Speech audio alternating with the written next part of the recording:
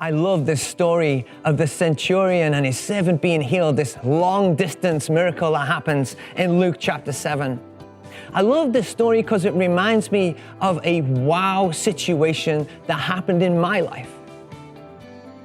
Tim Woods was an officer in the Royal Navy, and I definitely was not.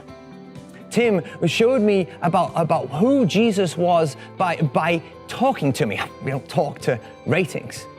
But not only did he just talk to me, he invited me for coffee, and we talked about the gospel and talked about what was happening in my life.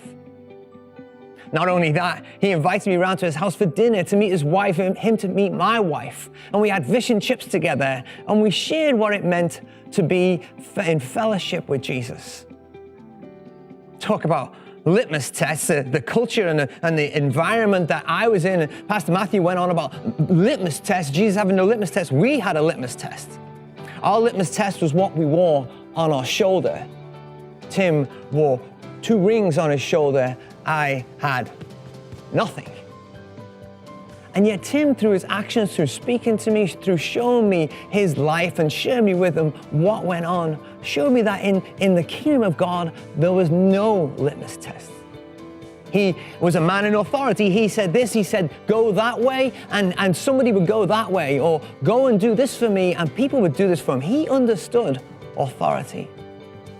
And yet through his actions, he showed me who his real author of life was. He showed me about authority. He taught me and shared with me about what it meant to follow Jesus. I'll never forget that story.